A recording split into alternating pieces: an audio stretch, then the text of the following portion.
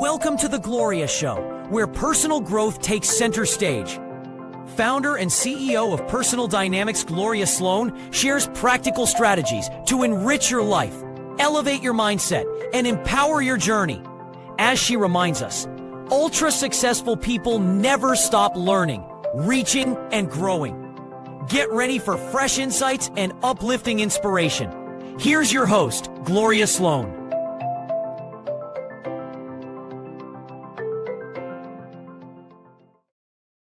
Hello, everyone, and welcome to the Gloria Show. I am so thrilled that you are joining me today. Today's episode, we're going to talk about future-proof your platform.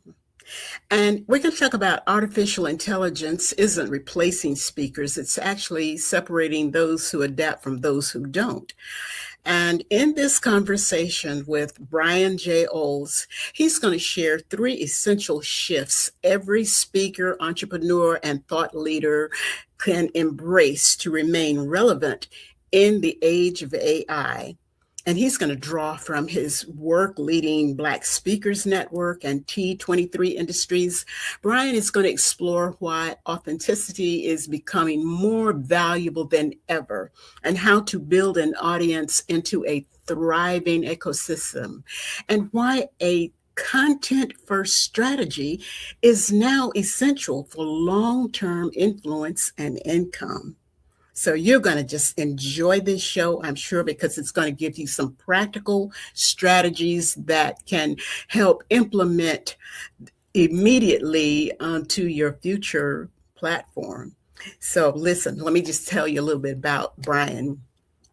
He is the founder and president of Black Speakers Network and T23 Industries. He helps speakers, entrepreneurs, and organizers leverage AI and strategic storytelling and community building to build resilient platforms that can grow their influence, impact, and income. Isn't that great? And through his signature keynote, Future Proof Your Platform, Brian equips audiences with practical strategies to thrive in the rapidly evolving creator economy. So please welcome my guests for today, Brian J. Oles. Yes, thank you so much, Gloria. Listen, I'm gonna have to bring you to come interview me you're interviewing me now, but introduce me on the road. Hey, listen, after 7 years of seeing the work that you're doing and everything that you've got going on, it's a pleasure and an honor. Thank you so much for joining me today. I am just excited for the audience to hear what you have to say, because it's just worthy of the listeners to be able to get the full impact of what you've been doing, what you've built. And I want you to first just tell me as much as you would like in the beginning about the Black Speakers Network and as well as the T23 Industries. And then after that, I've got tons of questions that I want to ask you, but I first want you to, tell us a little bit about that, how, how you started and how you have evolved to get both of these programs together for speakers. Absolutely. And thank you for doing what you're doing, Gloria. I think you are a great example of what we're going to be talking about here today, which is building your platform or future-proofing it, as you mentioned. And so I'm excited to be here. Black Speakers Network really came about. I mean, you may know a piece of this story, Gloria. Gloria, did you know I was a Toastmaster? That I started my career in Toastmasters? Oh, no, I didn't know that. Yeah. So, okay. So that's how it kind of got started a little bit. A little bit. If I could take you back to the summer of 2016, Gloria, if I was sitting in actually, this is further back than that. It's the summer of 2006. So really? If I would have took you back to a small classroom at Morgan State University, you would have watched as a much skinnier Brian, I might back then, nervously stood up. I walked to the front of the room to prepare to deliver my very first speech in Toastmasters. And at the time, you would have, if you were sitting on that front row, Gloria, as I know, you seem like a front row lady to me. person get all the information up front, you would have noticed a couple things going on. Number one, you would have noticed my sweaty palms. I always got super nervous, super sweaty. I was shaking. My voice was starting to crack under the weight of the moment. And I thought I was going to pass out on the spot. There was an open door. I don't know who left the door to the room open, Gloria, but I was thinking, I glanced over at it a couple times, just wondering if I should take a break for it. But I made it through that very first presentation, and something fundamentally changed, which was that I knew that if I could survive one presentation, I could probably live on to thrive in future presentations. And that's exactly what happened. That first speech turned into 2, that turned into 10, which is kind of like your first goal in Toastmasters. They want you to do your first 10 speeches, and then we were off from there. And so that was really the origin of Black Speakers Network, was those first few presentations as I got started in Toastmasters. For those that are not familiar, Toastmasters is a global organization that's been around since the 1940s, I believe. Yeah, a long time. A long time. And so doing it on a college campus was something a little bit non-traditional. And so I got started with speaking at quite an early age, at the age of 22, and that dovetailed into what we have today. But fast forward to today, Black Speakers Network, we are an ecosystem. Keep that word in mind. It'll come back later. But we're an ecosystem here to serve speakers, authors, content creators, event organizers, podcasters, and really anyone that has a message that they're called to serve. T23 is my parent company that sits above that. And it's meant to be the bridge between people, technology, and really anything that we need to build in-house to facilitate that mission. Oh, how wonderful. And it's just a marvelous job that you are doing. And, so many speakers and people are just, finding you and you're finding them. And it's like the connection and the network just keeps building and it keeps growing. And I am just, amazed and very happy for you, because I know it takes a lot of work yes, I'm very happy for you. And for all the people that I've seen, I don't know them all personally, but there are a lot of people I've just seen go through what you're doing, and to look at where they're speaking, they're doing marvelous things, all because they met Brian Oles. And so that's a wonderful thing. Well, listen, Brian, if we can get into some of the questions that I have for you, and I want you to just, I know you're transparent, you're going to open up, and we're going to learn a lot about what you're doing and how it's impacting speakers all over. So let's start with the basics. When you say future-proof your platform, what exactly is a platform, and why does every speaker need one? Yeah, so if you go back in history, and Gloria, feel free to jump in with any of this from your perspective. This is the reason I want to interview you on one of our platforms, because it's just a great conversation to have. Before, if you go back like 30 years ago or so, you used to hear certain terms when it came to speaking. So things like speaker bureaus, the speaker circuit. I just had a call today talking about this. And largely today, there is really no speaker circuit. There's more of a consolidation of these different channels to be able to reach the audience that you're called to serve. And so if you just think of a platform that you stand on, like a physical platform, what does that platform do? It just elevates you slightly above the audience, and it's a tool to be able to allow people to see you more easily. You stand, even if you're 5'4", I'm 6'2", so I never have this problem, Gloria. I'm unfortunately able to be found almost anywhere, which is why I try not to make a lot of enemies. But if you want to be seen, you stand on a platform. And so in 2026, how I define a platform is any place that makes you more visible, particularly amongst your industry peers or the competitive environment that you're operating in. As a speaker, clearly you are going to want to be on more stages. But here's the thing. There are really only 2 types of stages. There's other people's stages, and there's the stages that you create for yourself. When you think about other people's stages, conferences, seminars, workshops, podcasts, platforms like this, virtual summits, magazines, anything that somebody else created is their platform. Here's the deal. you don't have any control over those platforms. You don't get to choose whether you get picked to be on them. Some of them you can buy your way onto, but for the most part, speaking is one of these long-term relationship types of businesses. You have 100% control over the platform that you built, Gloria, and you know this because you didn't have to ask anybody's permission to put me on this show, did you? No, not at all. Not In at fact, all. you were telling other people to put me on, like, hey, contact Doreen, tell her you put me.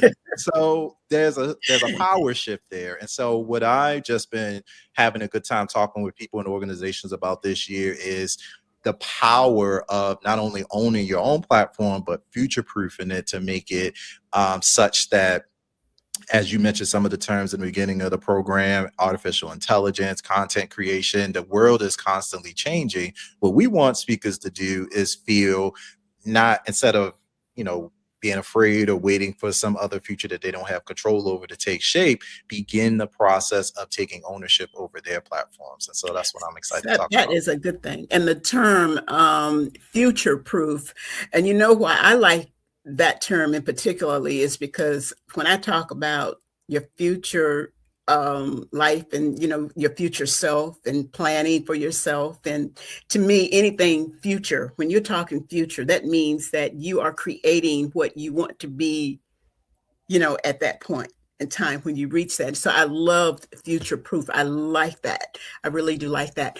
Well, speaking has changed, Brian, over the years dramatically. And what do you think has changed the most, and why are traditional speaking strategies no longer enough? Because I know when I started coming along with speaking, some of us just kind of fell into speaking because our business just said we need to do this, and for me, I know speaking just kind of landed in with me with everything that I was doing. I was around people who was speaking. I was being an event planner at some point. I was booking speakers, and so it just kind of, I needed to create this for Gloria, but it has changed so since then. So the strategies that we used to use are no longer enough. So what do you think are the traditional ways versus what we do now, and why are they needed? Yeah. And so I think that one of the things I just want to pay homage to is that I love the way you phrased it. It's just that what we're seeing now is an evolution of strategies. It doesn't mean that the old strategies just throw the old playbook out, but certainly now we live in an era of just technology that literally did not exist a few decades ago. And if it did, now it's the same format. I'll give you a great example. There's a small little startup website. Stop me if you've heard of it. It's called YouTube. Everybody's probably heard of YouTube at this point, right? YouTube started in 2005, Gloria. When YouTube started, if they got 100 million, users per month, that was phenomenal. People just saw being a YouTuber or being a creator as someone who is essentially just, sitting in that room talking into a webcam, hoping that they reach somebody. And then you had the evolution of streamers and the platforms like Twitch and things of that nature. Do you know how many people use YouTube today, Gloria? Yeah. Like, Oh, yeah. active users. It's a lot. And when you ask the average person, I was having a conversation with someone earlier, and you always ask people, are you on the internet? And this person actually, her first thing is, oh, well, YouTube. I mean, really, it used to be like Facebook, Instagram, LinkedIn, but she named YouTube first. Yes. And she said that's her go-to. And it's not that she's on it. That's where she goes to get what she wants. And she made this very clear to me. She said, I don't have a channel myself. And don't I quickly introduced her to mine and told her, you do that, because there are people now, it's not the Facebook thing anymore. Yeah, people still go there, but that was her first thing she said to me. She said, I like YouTube because anything that I want, I can find there. And that's exactly how she put it. So to your point, look what's going on now. It is the number 2 largest search engine still to this day. And even as that starts to change, there are more people watching YouTube on their television than on their phone. And it is quickly surpassing all other media. It probably has already. I need to check the numbers for this quarter. But when you look at cable subscriptions, streaming subscriptions, YouTube by far is and is not going anywhere. And so that's one of the biggest pieces that I just like to start with, just to put it into context. When you talk about on a planet of 8 billion people, a platform that has 2 billion monthly users, that's important. As a speaker, what used to happen, as you know, Gloria, was you would come up with a message, you would create some programming around it. So let's say you were a keynote speaker. You would then go out and attempt to find other organizations that you would speak to. And so that could be conferences, workshops. If you're on campus speaker, you're speaking to student organizations, campus life groups, or just being brought in by companies to, deliver messages. If you were good, and I mean really, really good, you brought a videographer with you. The videographer would set up, if they were a great videographer, they may have 2 or 3 cameras. Normally you got 1. If they were a great videographer, you were mic'd up. Most people struggle to get that. So having all that stuff just available to capture high quality footage of a speaker delivering a message was very hard. Now that was just step 1, getting the footage. What happens afterwards? It still needs to be edited. It still needs to, that's where you start to get into conversations around speakers having like a sizzle reel or a 1 to 2 minute high polished video that you could then send to meeting planners or send to folks who are considering to have you speak. And that would be your package. You have a website, a speaker video, maybe a one sheet or a media kit. And that was your way of showing meeting planners like, hey, I'm a leadership speaker. I'm a mental health speaker. I know my stuff, and here's the proof in the pudding. Today, all of those things are still great. Every speaker should have a website. Every speaker should have a sizzle reel. Every speaker should have, a media kit or one sheet. However, if you have all of that and you're operating in a vacuum, meaning that you are not producing videos, content, articles, showing up on podcasts, hosting your own podcast, if you are not going direct to consumer with your message, then organizations, for the most part, unless you have a very, very niche specialty, it's going to be harder to make the business case to bring you in over another speaker that's more visible. And that, to me, is the big piece that has started to change over the last couple of decades. That is so true, because I started just like you talked about, the website. I had what I knew, what I was talking about, personal development. Yeah, I know about that. But what you said, that was me. And then I too had to learn, there's so much that you do still need to learn as a speaker, even though you have all those things, you've got the website, you've got this, you've got that, but then there's also the way, the method, and you know how it is. There's an art to speaking that now I think speakers are beginning to catch into. But to your point, the things that you can get involved in is what helps you to become the creator. And that's my next question that, I want to ask you about, because you talked about being a creator. Every speaker should think like a creator, and every creator should become a better speaker. So what do you mean by that? I know what I had to do to create, to get to do what I was doing as a speaker, but from your perspective. Yeah, so when we say creator, and I know that's a new term, we even have like a creator economy now, but speakers are the OG creators. Creators just mean, hey, there was something in my brain, I took it out, and now it's existing somewhere in the world. That could be a 3-minute short form video. That could be a 15-minute deep dive video. That could be a podcast. That could be that is any form of speaking, to me, is creator content. So if you're delivering, whether you're speaking on a panel, whether you're delivering, a training, that is content. But you need to have content that is accessible to your target audience long after you leave the stage. And so when you think about creating books, audiobooks, the ability now to actually go live on specific platforms and engage directly with your audience in real time, answer questions, webinars, both asynchronous and synchronous webinars. People still hold evergreen webinars. Those are pre-recorded webinars that could be going around the clock while you're sleeping in your bed. Somebody's listening to you talk as if it was as if you were live. And then of course, we already talked about the king of content, in my opinion, for speakers, which is YouTube. YouTube primarily is a place to get questions answered / a place to be entertained. And if you really want to win, I would recommend doing both. We call it edutainment, right? Be a little bit entertaining, but also educational. That doesn't mean everybody needs to learn to dance. That doesn't mean everybody needs to learn a new skill. But what does need to happen is that we need to start thinking a little bit more like, Gloria, are you familiar with every time there's a movie or television show produced, you of course need actors.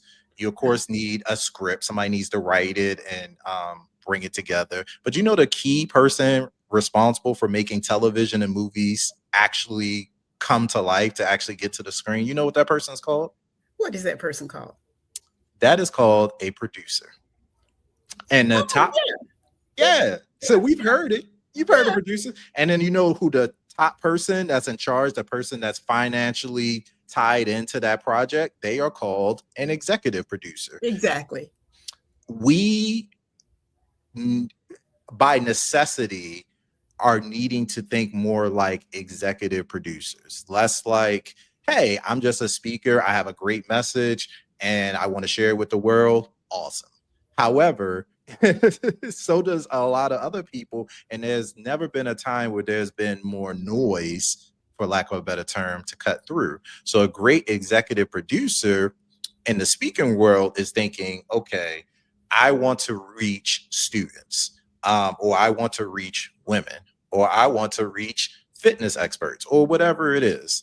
You now have the opportunity to create not just content, but engaging content, and content that's a little bit creative, content that shows your personality, content that allows you to show what it is that you do while also helping you stand out.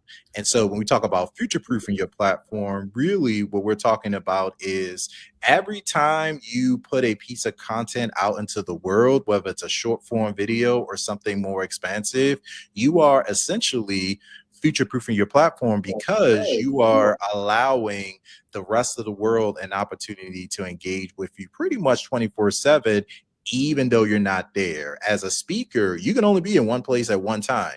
Right here, as I'm talking to you, Gloria, I am 100% focused on you. I can't be off in the corner, on doing another live stream. I mean, I could be eating snacks, but I don't have any. So I am 100% focused on you. But while I'm doing this, I have a YouTube channel where people are watching. I guarantee that. I have multiple YouTube channels now at this point.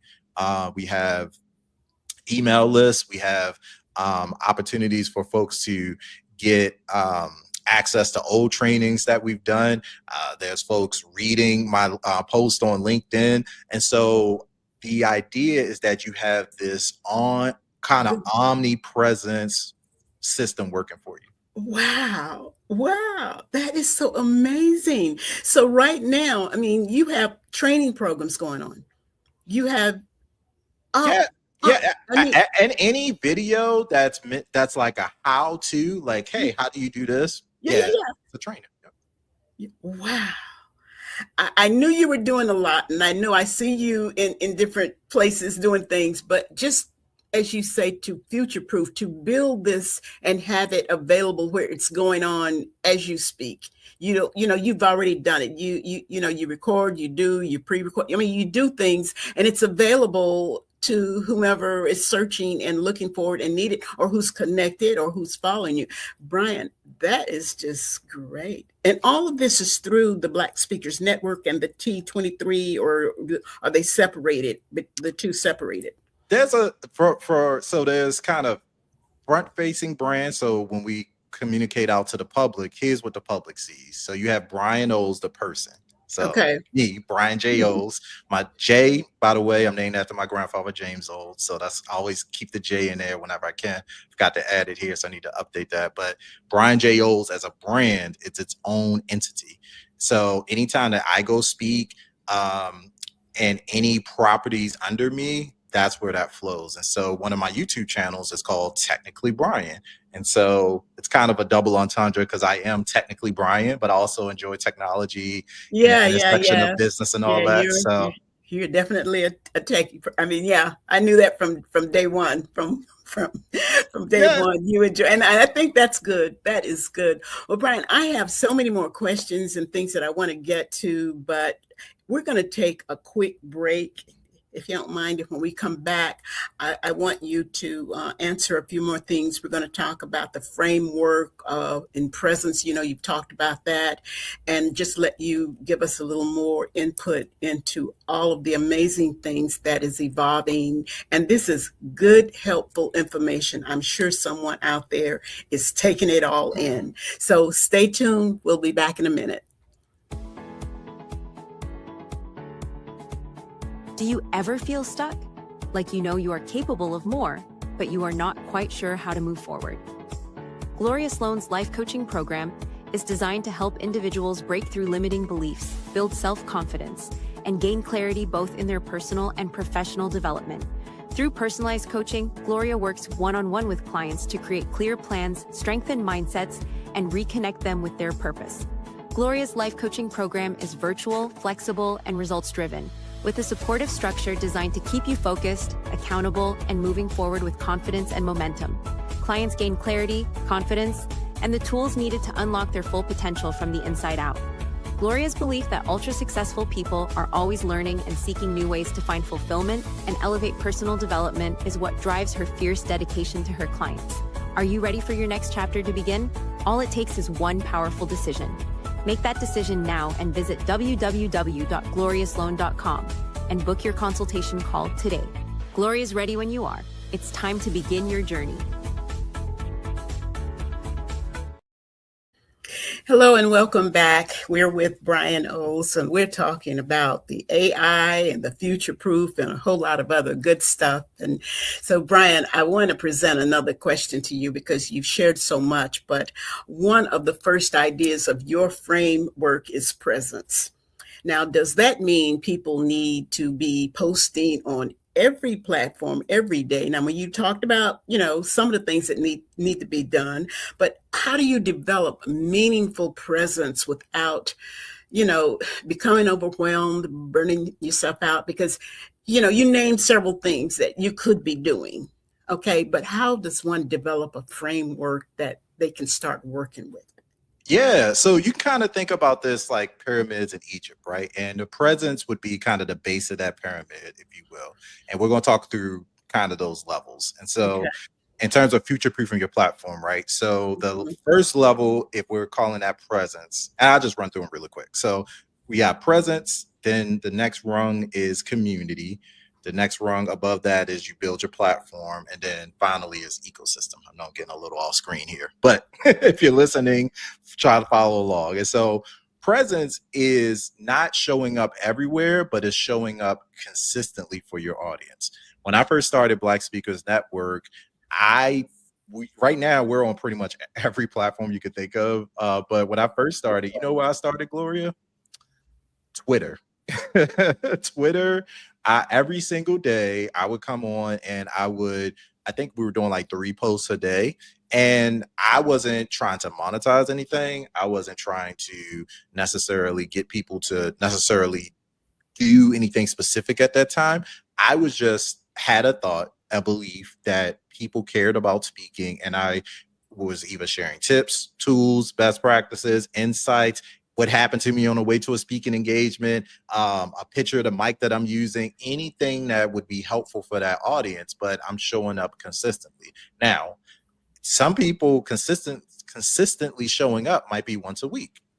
It might be 4 times a month. It might be 3 times a week. So you kind of have to match what your life and your capacity and your bandwidth can afford, because most people very rarely, and you know this, Gloria, most people don't start off as full-time professional speakers right out the gate. Most people start off, you're being, in Toastmasters, we said people were either selected, elected, or kidnapped into speaking. So it really just depends on what you have going on. But if you have an ideal audience, again, if you are speaking to students, if your goal is to speak to, you know, women over 40 starting a new career, if you're talking to, you know, men trying to raise a strong family, whoever your core audience is, you need to have a mechanism to show up for them consistently. And so first is figuring out what platform you're going to, when I say platform in this case, I mean, which, you know, either social media, which plays, it may, for some people, they start hosting events right out the gate, small group events that people can come to. So whatever it is, you just have to establish a pattern of expertise that allows you to consistently show up for those folks. And once you do that, then you can start building up to the higher rungs. And that's the consistency. So, okay, so you started on Twitter, just throwing tweets out there 2 or 3 times a day. So you find a lot of people now over the social media that are doing this. Some people are just every day, every other day, or posting things, their videos, and they're talking about whatever they want to talk about. And some of these people may not come across as speakers, but would you say they're trying to build a platform based on what they're talking about? I mean, some people are just doing something, they're just talking about something every day. They're just talking. Do you know what I mean? I do. They call them yappers now, Gloria. Help me. Yeah, help that's a me term with for it. the Yeah. gappers. Okay. But you know, you want to know the interesting thing about yappers? Yeah.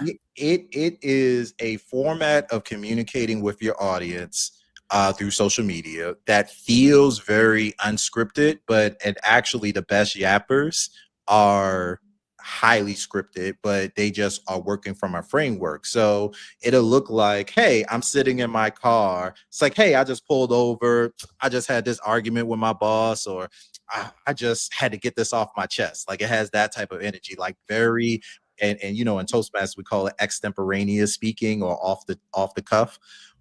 But it's not most of the time. It is very intentional because, as you know, with social media, you don't have the luxury of doing like a lot of build up. If I swipe onto your video and I can't understand in the first 3 to 5 seconds what you're talking about, or if I'm not immediately engaged, I just move on. Like, our attention spans have shrunk dramatically. And so what you'll see there is folks using a lot of either visual hooks or audio hooks, or things that kind of, you know, we call it stop the scroll. Once the scroll is stopped, then you can kind of get into your content. But regardless of whether you are a yapper, or you're showing up with a more polished presentation, or the goal is the same. You are there to build authority. You're there to show people that, hey, I know what I'm talking about at this space, or at the very least, I care a lot about it to show up this consistently.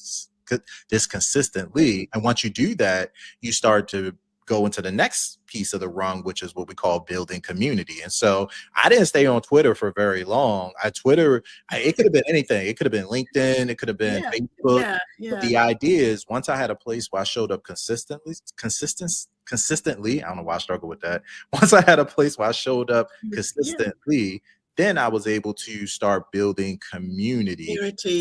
And people were listening, because, you know, these gabbers, or whatever you call them, I don't know that all of them are necessarily trying to become speakers. They're just doing, you know what I mean? It's like they just do it. I mean, there's this one person that and she'll come on and she's just talk, and the information, you have to really be interested in what they're talking about, for one thing.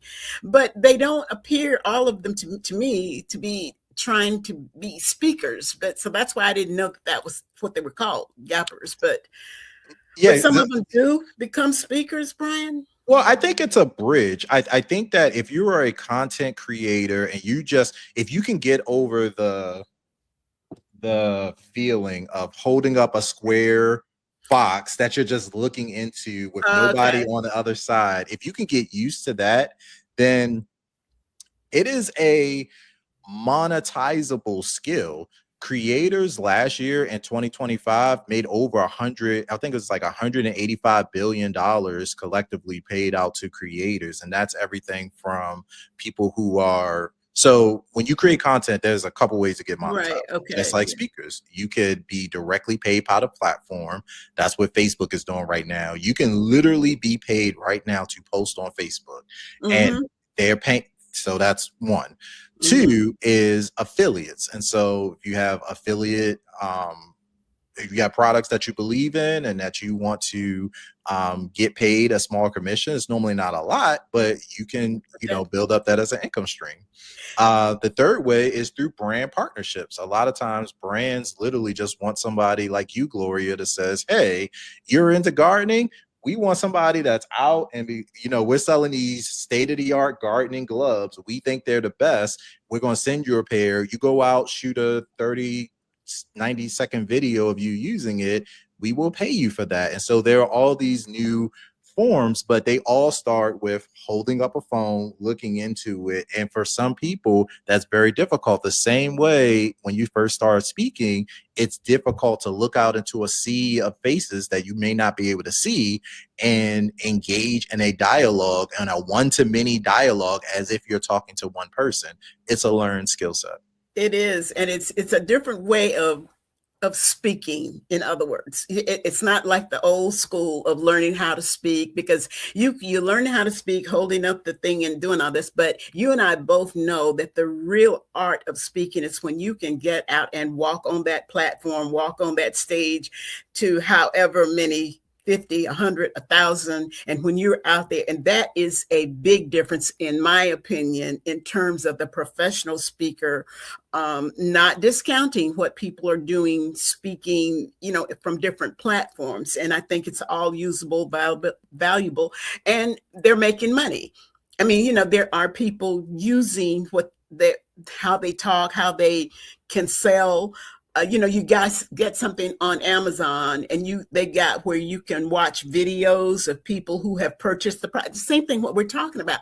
So I think when I look at people with skill, talent, and things, if that's what they're doing, they're making money, and people are making money doing things like that. Big time. It's a whole different world on speaking. But when we talk about community and we're building a platform, how is that different from building a community and what people should focus on first? We talk about all these things they're doing, but really, what should a speaker that wants to speak, be focusing on first? Well, this is something that we kind of stumbled upon. I know when Black Speakers Network, when I first started getting going, I really recognized that there's one thing to provide content on an ongoing basis, but eventually people are going to start wanting to have a place where they could go to get resources.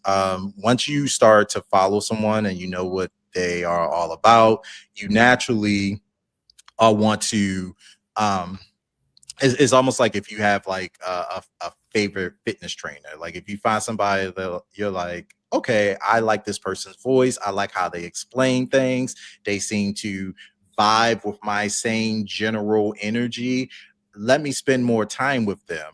That's where community really lives. And when we think about future proofing your platform, if you're not building community, it's going to be a lot harder, I think, to actually stand out and create a business that's going to stand the test of time these days, because everybody, it's like the world, even though the world is technically getting bigger, because we have this digital element, it's all getting smaller. It's just like church. Like if anybody, goes to church, everybody gathers on Sunday, in the main, to hear the main message from the pastor and everything. But the real work of many churches happens in the week. It's in the small ministries. It's in the Bible studies. It's in this. It's in choir practice. It's where everybody breaks apart so you can come back together. And the Same is true with speaking and really building any business. You have to get smaller in order to get bigger. And so if you have a small community, and by the way, great commercial. I love that commercial that you had. Oh, You know, that's a great example. You're like inviting people into your community. It's like, hey, you're not trying to coach every, person on the planet, are you, Gloria? Like, you don't have time, energy, or it's like, you don't want to work with everybody. There's some people where you're like, yep, my target person, they have this attribute, that attribute, that attribute, and they're ready to go. And so the cool part about community is community doesn't mean customer. Community might mean future customer, current customer, or past alumni. And all three of those stakeholders could be valuable at communicating your core idea. And so if you're a coach and your thing is, hey, I'm only going to, just put out offers, that's cool. But there's an entire group of individuals that would love to work with you, but they're just not ready. Exactly. Doesn't mean they don't want to learn from you, but they're just not ready to pay. Yeah, and that's why, it's a whole different conversation, because I do talk about how people have to be willing to invest. And even from a speaking industry, you have to invest in the things that would help you to build and grow your community connections, your platform. Speaking requires investment, just like any other business or industry, in my opinion. And, that just brings me to another point that you've talked about, and you said we were going to come back to it. Well, I'm going to bring you back to the ecosystem. I want to hear about that and your framework for that. And what does it look like? And explain that term to me in clear language. Yeah, I have a great example. Since, we're in the middle of the World Cup, and some people aren't really familiar with soccer or football, as they call it. But what you're familiar with, just seeing people play. So imagine you have one kid, he's by himself in the park, just kicking a soccer ball back and forth, and that kid shows up every single day at 4:00 and is practicing out by himself. That's what you would call presence, right? In this example, let's say on day 3, a couple kids come over and they start playing with him, and they give up like a little bit of a game, a little disorganized. They don't have a referee, they don't have sponsors, they don't have water, they're just out playing, and they start doing that every single day. That's creating community. Now let's say somebody comes along and says, hey, y'all are pretty good, I got some people over at the other school that think they're pretty good too. Do y'all want to play this Saturday at 3? That's a platform. Now you're getting some organization to it. You're like, okay, we're going to sell tickets, we may have merch, whatever. But now, still soccer, we're still that same kid kicking, but now it's a higher level of organization. And then when we get to ecosystem, now let's take those same kids, and they went from just playing by themselves in a park to being in a kind of regulation game. And now they're in an association like FIFA, at the professional level, where now not only are you playing soccer, but we're organizing the business of soccer. That is an ecosystem. And so what I encourage entrepreneurs who are interested in future-proofing that platform to do is to systematically go through each of those rungs to get you up to an ecosystem. An ecosystem is a collection of platforms that are working together to grow the collective mission of all the individual platforms. So as Black Speakers Network, we are now partnering with other organizations like Speakers Magazine, like a organization that helps you get your photos, or helps you, work on your brand, or PR experts, or anybody that's going to add value to our current community of members that we could not do ourselves. There's no way I could go out here and spin up the, coaching programs and every piece of material or every service that a speaker might need. But what's great is you can work with partners, and you see that in business all the time. My favorite example, Gloria, you ever go into Costco or BJ's? Yeah. It's like the Costco model. You go into a Costco, you don't see like 100 brands of detergent. You get Kirkland or you get Tide, like one of the two. And so they have an ecosystem of things. When people come into the Costco ecosystem, they know they're getting high quality products. They know they're getting a value because they're a member, and they don't have to go through all the decision fatigue of figuring out what's on sale this week, what's this, what's that. Exactly. You got one or two choices. And that's why they call it a club. Well, all of this is just so good, but here's what we're going to do. We're going to take another quick break, and when we come back, we're going to wrap up because I really wanted you to get into the AI, okay? And that's saving not the best for last, but we're going to take one more quick break, and when we come back, we're going to wrap up. We'll get it into AI and the rapid changes and how, again, the future-proof works into all of this. So stay tuned. We'll be back in a minute. Are you growing in the direction of your aspirations? Did you know your life's journey is shaped by the choices you make today? Now is the time to invest in yourself to grow, elevate, and upgrade your life. In Life Skills for the Journey, Gloria Sloan offers a transformational guide to unlocking your full potential. Blending practical tools, inspirational wisdom, and proven life skills, this book empowers you to take control of your future with confidence and clarity. From decision-making to self-discovery, from vision to action, this book is your blueprint for personal growth. And now, you can go deeper with the Life Skills for the Journey Companion Workbook, a powerful tool filled with practical exercises, reflective prompts, and engaging challenges designed to help you apply these principles to your own life. Your personal development is your life. It's your evolution. Take the next steps in becoming the best version of yourself. Your journey starts now. With Life Skills for the Journey and its companion workbook, it's time to invest in yourself and lead the life you were meant to live. Available now on Amazon. Hey. Good commercials. We're back with Brian Oles. Thank you so much, Brian.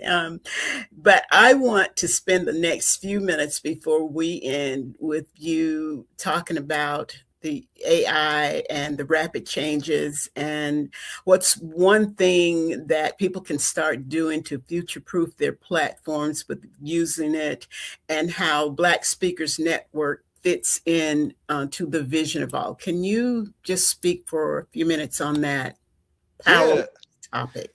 Yeah, so you know how everybody has this date that there are certain dates in your life that you just never forget about. Maybe the day that your children were born, it could be a world event, whatever. My date one of the days I will never forget is November 30th, 2022.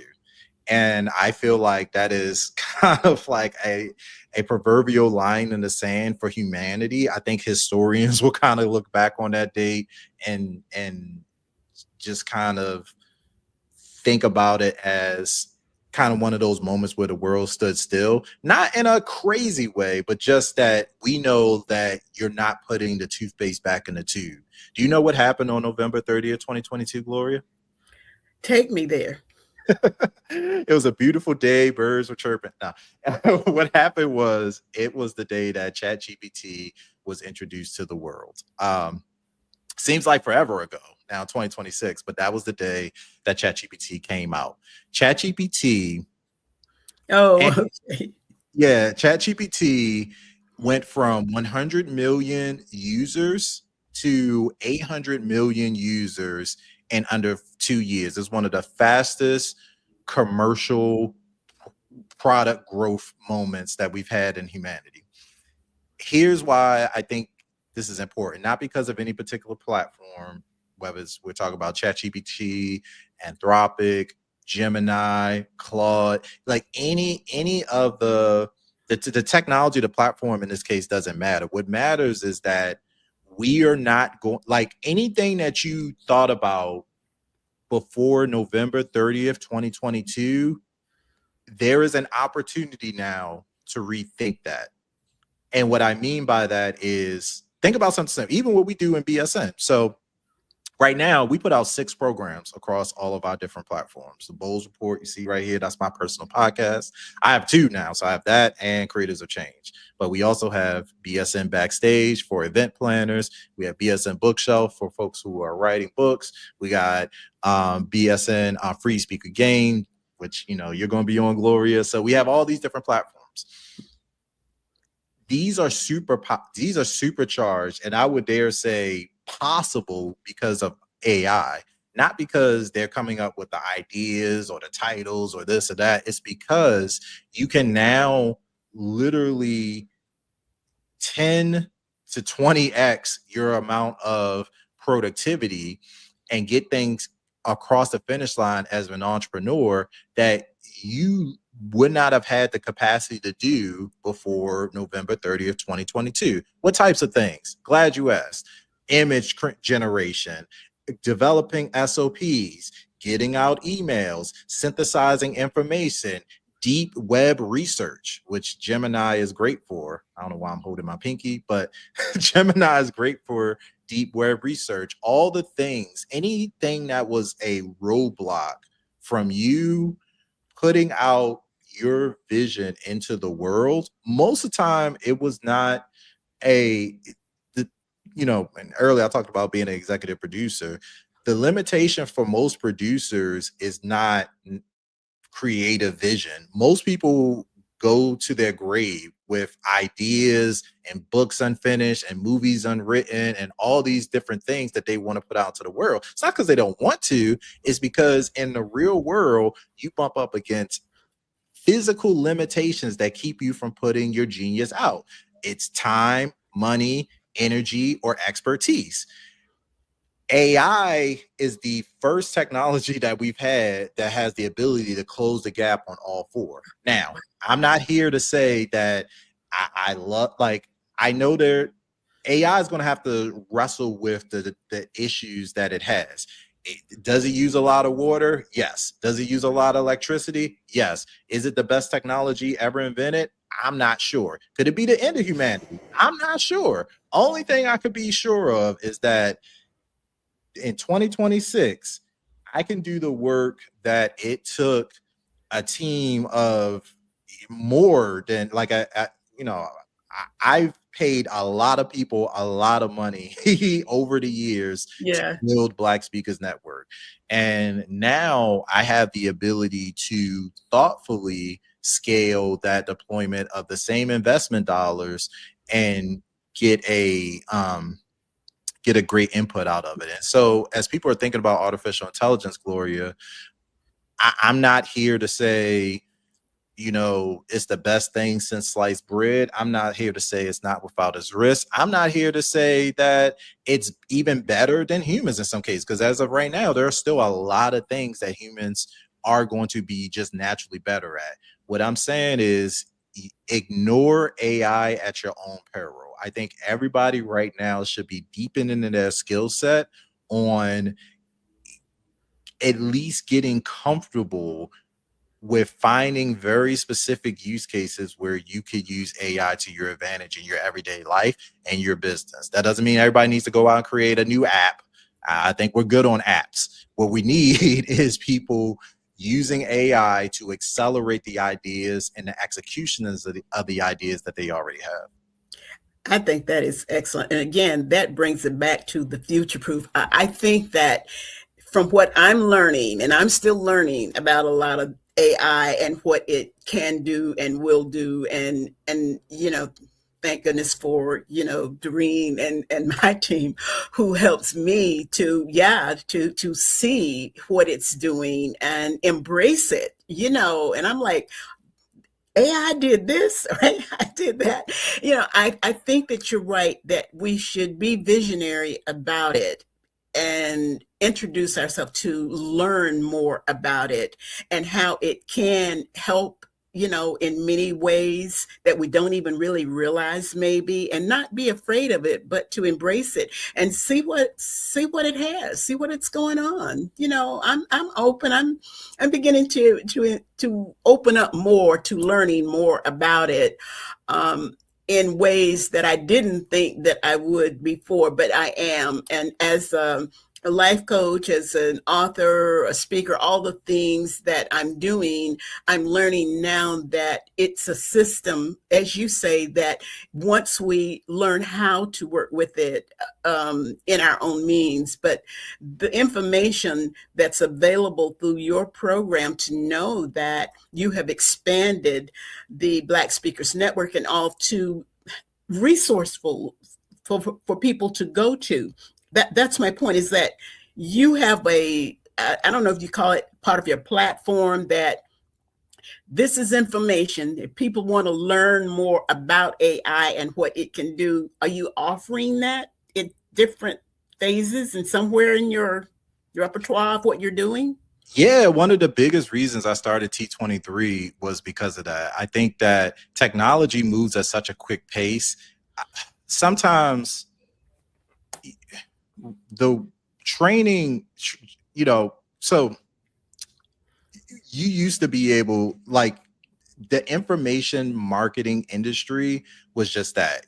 Before, you could just take information and gate it behind like, hey, you want to learn how to code, read this book.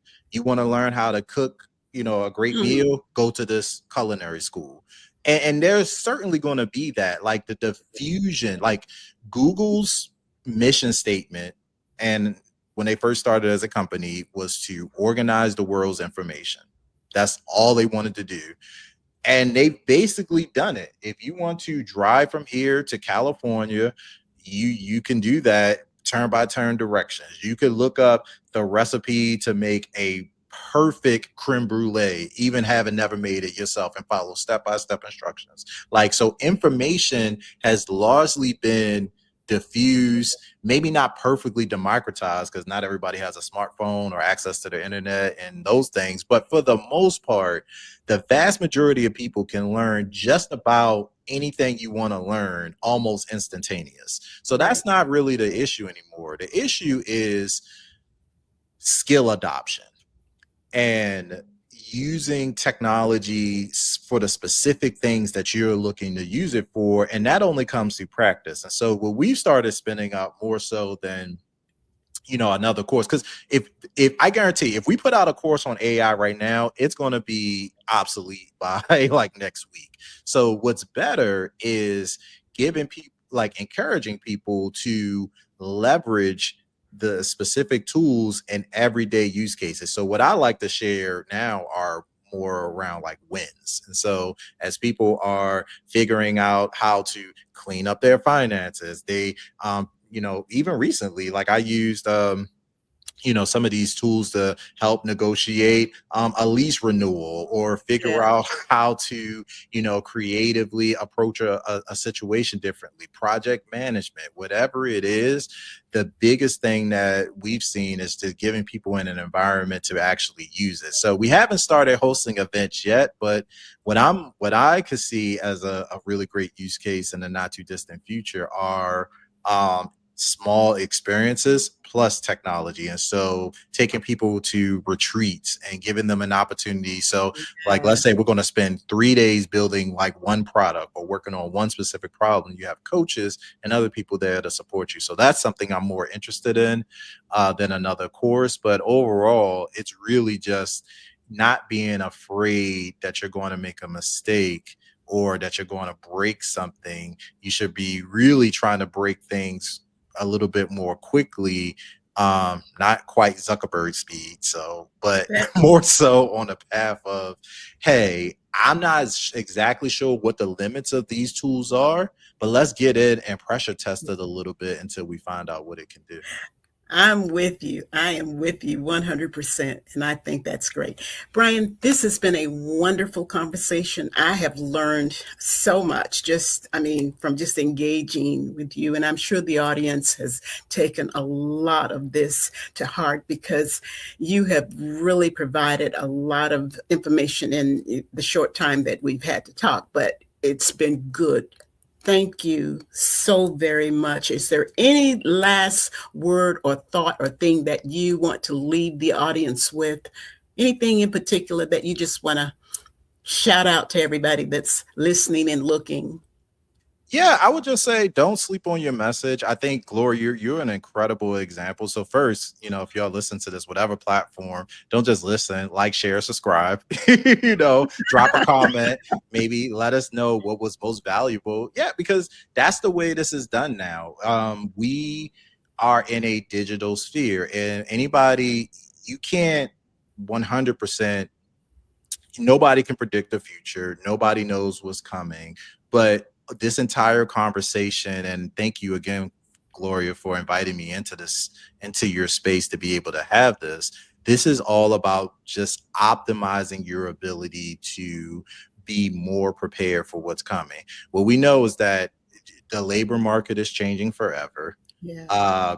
W-2 is probably going to be something that your grandchildren don't know a lot about. We're moving much closer to the age of apprentices and having multiple streams of income. Like, when I meet people now, they only have one stream of income. It's almost kind of weird. Like, you're only a teacher. Like, how does that work? Oh yeah. That's very true. I talk to people all the time through life skills, and I tell them, have a backup plan, but now people are getting, some people are really getting the message. So you're right. Have a Thanks backup. to you. Thanks in part to you. So thank you for thank you so much. We're going to continue this conversation in a different setting, because I am going to be connecting with Brian on his platform and sharing more. But thank you so much, Brian, and thank you to the audience for joining the Gloria Show today. This has been a great conversation, and stay tuned, because we're both going to be back on together again somewhere in the near future, and we'll keep you posted about that. But in the meantime, as I always say, ultra successful people never stop learning, never stop learning. So tune in to AI and see what it's got going on for you. Thank you again so much. Until next time, goodbye for now.